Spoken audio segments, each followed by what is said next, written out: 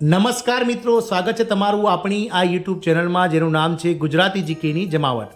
મિત્રો, કેન્દ્ર સરકારના એક વિભાગ એટલે કે ડિપાર્ટમેન્ટ ઓફ પર્સનલ અને ટ્રેનિંગ દ્વારા કેન્દ્ર સરકારના 48 લાખ જેટલા કર્મચારી સાથે 68 લાખ જેટલા પેન્શનર્સો સાથે જ વિવિધ રાજ્ય સરકારના જે કર્મચારીઓ અને પેન્શનર્સો છે તેમના માટે એક મહત્વપૂર્ણ આદેશ જારી કરવામાં આવ્યો છે. મિત્રો, આ જે આદેશ છે તેમાં મિત્રો કર્મચારી અને પેન્શનર્સ બંનેના પેન્શન વધારાને લઈ સાથે જ મિત્રો જે અલગ અલગ જે પેન્શનર્સ અને કર્મચારીઓને જે વિવિધ જે હાલાકીઓ ભોગવવી પડે છે સરકારના વિભાગના કારણે, તે હાલાકીઓના જે છે તે હલ લઈ અને ડીઓપીટી એટલે કે ડિપાર્ટમેન્ટ ઓફ પર્સનલ અને ટ્રેનિંગ દ્વારા એક મહત્વપૂર્ણ આદેશ જારી કરવામાં આવે છે.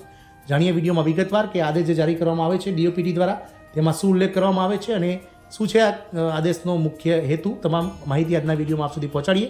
તો વિડીયોના અંત સુધી આપ બન્યા રહો અને જો ચેનલમાં નવા હો તો અમારી ચેનલને સબસ્ક્રાઇબ કરો, સાથે જ બાજુમાં રહેલું બેલ આઇકોન દબાવી ઓલ નોટિફિકેશન ઓન કરો, જેથી કરીને ચેનલ પર મૂકવામાં આવતા ભરતીઓનો નોટિફિકેશન, ભરતીઓના પરિણામો સાથે જ મિત્રો સરકારી કર્મચારી પેન્શનર્સ યોજનાને લગતા આવા પરિપત્રો સરળતાથી તમને ચેનલના માધ્યમથી ઉપલબ્ધ થઈ જાય. તો કેન્દ્રીય કર્મચારીઓ માટે ડિપાર્ટમેન્ટ ઓફ પર્સનલ અને ટ્રેનિંગ દ્વારા મહત્વપૂર્ણ આદેશ જારી કરવામાં આવ્યો છે. કેન્દ્ર સરકાર હેઠળની central pension accounting office CPAO ડીઓપીટીએ એક મહત્વપૂર્ણ આદેશ જારી કર્યો છે. આ પરિપત્રમાં કહેવામાં આવ્યું છે કે પેન્શનરોનો પીપીઓને જારી કરતી વખતે ઘણી વખત વિભાગો મંત્રાલયો આવી સામાન્ય ભૂલો કરે છે, જેના કારણે પેન્શન ધારકોને પાછળથી મુશ્કેલીનો સામનો કરવો પડે છે. વિભાગો મોટી ભૂલ કરે છે. તો CPAOએ કહ્યું હતું કે જ્યારે વિભાગ પેન્શનરોને પીપીઓ જારી કરે છે ત્યારે પીપીઓમાં પેન્શનરનું નામ શોર્ટકટમાં લખવામાં આવે છે. ઉદાહરણ તરીકે જો પેન્શનરનું નામ રામ પ્રવેશ સિંહ છે તો પીપીઓમાં RP સિંહ લખવામાં આવે છે, જેના કારણે પેન્શનરોને પાછળથી મુશ્કેલીનો સામનો કરવો પડે છે. CPAO આદેશ આપ્યો. આ સમસ્યાને ધ્યાનમાં રાખીને CPAOએ કહ્યું છે કે પીપીઓમાં શોર્ટકટ નામનો ઉપયોગ ન કરવો જોઈએ. આખું નામ પેન્શનરના સર્વિસ રેકોર્ડમાં છે તે પ્રમાણે જ પીપીઓમાં હોવું જોઈએ. પીપીઓમાં શોર્ટકટ નામોનો ઉપયોગ કરવાનો નથી. તમામ વિભાગો મંત્રાલયો ઉપરોક્ત ઉલ્લેખિત ભૂલ ન થાય તેની કાળજી લેવી જોઈએ. સેવા રેકોર્ડ સાથે નામ મેચ કરવું જોઈએ અને પીપીઓ જારી કરતી વખતે આ બાબતોને ધ્યાનમાં રાખવી જોઈએ. પીપીઓ શું છે? તો પીપીઓ એટલે પેન્શન પેમેન્ટ ઓર્ડર.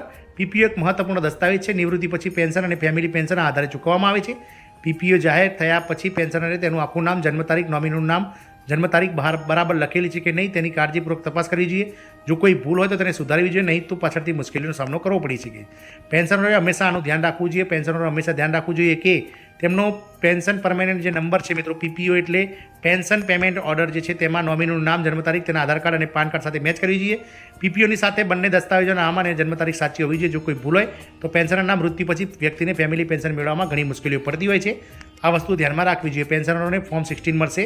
તે સમયે CPAOએ કહ્યું હતું કે પેન્શનરોને ફોર્મ 16 આપવાનું પેન્શન ચૂકવતી બેંકોનું કામ છે. જે બેંકમાંથી પેન્શનરનું પેન્શન લેવાતું આવવામાં આવશે તેને પેન્શનરને ફોર્મ 16 આપશે. પેન્શનરને જુલાઈમાં પ્રથમ સપ્તાહમાં ફોર્મ 16 મળી જવું જોઈએ.